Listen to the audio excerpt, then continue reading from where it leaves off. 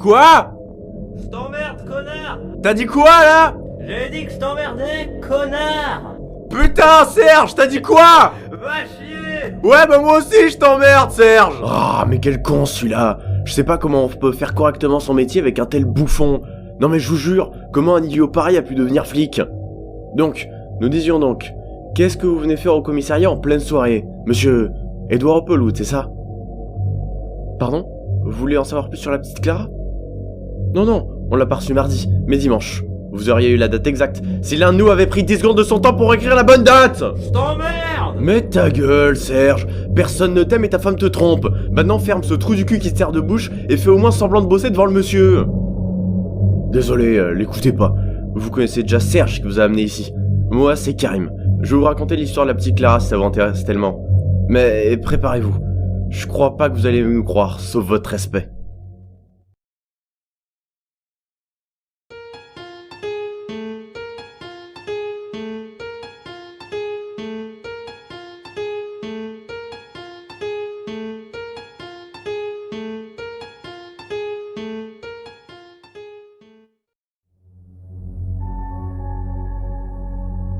Elle était seule en voiture au milieu de la route.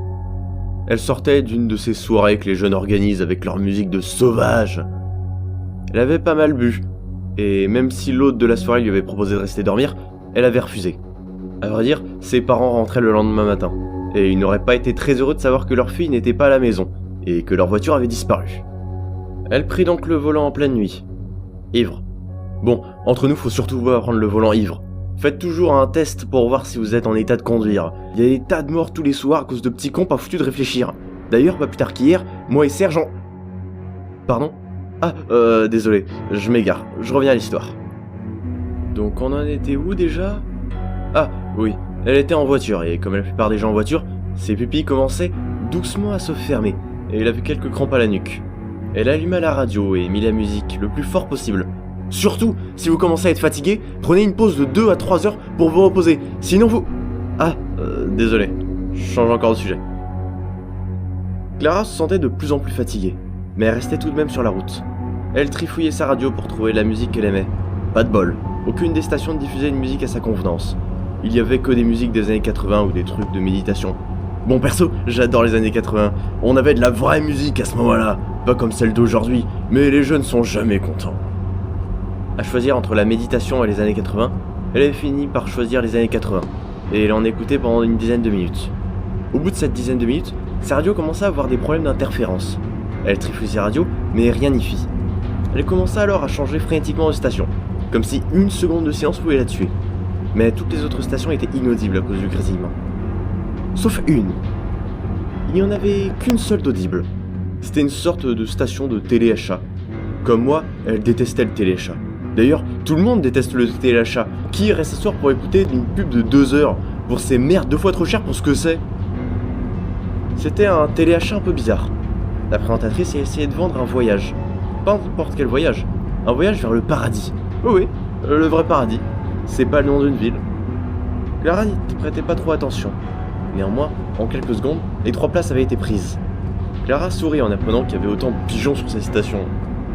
Après ça, l'animatrice déclara que le voyage serait immédiat, et que les gagnants doivent se rendre à la fabrique dans les plus brefs délais pour recevoir leur billet, et de prendre la première voiture. Clara se demanda ce qu'était la fabrique, mais la présentatrice n'en dit pas plus. Alors elle se dit que c'était sûrement une astuce pour que les délais expirent et qu'il n'ait pas à payer le voyage. Après cette vente, l'animatrice annonça la fin de l'émission, et Clara basculait sur une autre station, continuant à changer de station frénétiquement comme d'habitude. Mais aucune d'elles ne semblait sortir autre chose qu'un grésillis. Clara finit par perdre patience et frapper sa radio de toutes ses forces. Quand elle se releva pour regarder devant elle, elle vit une forme humaine, en plein milieu de la route et la percuta de plein fouet. Elle s'arrêta. Elle respirait frénétiquement. Elle qui avait eu du mal à rester éveillée, elle l'était parfaitement maintenant. Elle ne regardait pas derrière elle, de peur d'apercevoir sa victime. Enfin, du moins ce qu'il en reste. Son pare-choc était déjà plein de sang, et sa vitre était brisée. Dans le rétroviseur arrière, on ne voyait que le sang de la victime. Elle restait en état de choc, avant qu'on lui demande.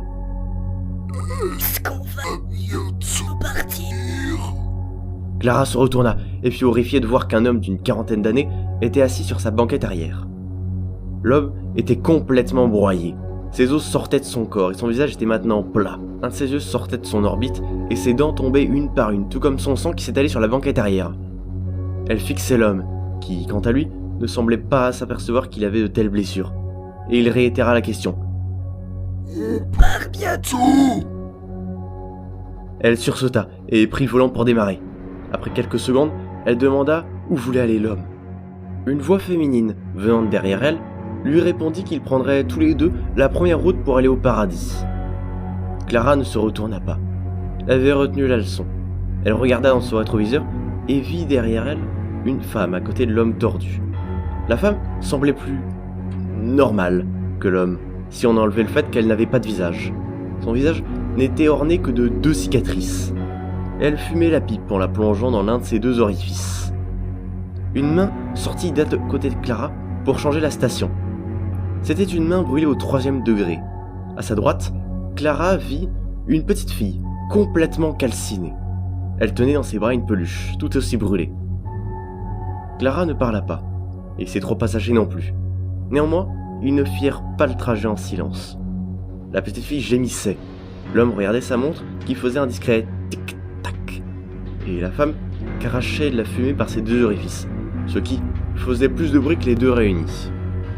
Après plusieurs heures, elle finit par s'habituer à la présence des 3 êtres, et réfléchissait maintenant à la façon de s'en débarrasser. Et surtout, d'où elle pouvait aller. Le paradis, c'est pas une destination. Elle continuait alors à conduire tout droit, pendant 1, 2 heures, 3 heures. La route semblait toujours être la même. Les mêmes panneaux, les mêmes arbres, les mêmes intersections. Elle avait beau tourner à droite ou à gauche, ou rester tout droit, elle revenait toujours au point de départ. Elle se retourna pour regarder les 2 passagers arrière. Tous 2 la regardaient en retour. Enfin celui qui avait des yeux, et ils hochèrent la tête, comme pour approuver sa décision. Elle se tourna alors vers la petite fille calcinée. Elle avait arrêté de gémir, et mit sa main sur la radio pour l'éteindre, et hocha également la tête comme les 2 autres. Clara respira un coup, releva la tête, et tourna le volant à droite, pour sortir de la route et tomber dans une petite fosse. Ils firent plusieurs tonneaux avant qu'elle ne perde connaissance. C'est nous qui l'avions trouvée. Avant qu'elle ne parte, elle nous a raconté cette histoire abracadabrante. Perso, je sais pas trop à quoi en penser. Je pense surtout qu'elle a beaucoup trop bu, et elle a dû imaginer des choses. Mais sérieusement, ça fait froid dans le dos. Et elle l'a dit avec un tel sérieux. Non, il n'y avait aucune trace dans la voiture.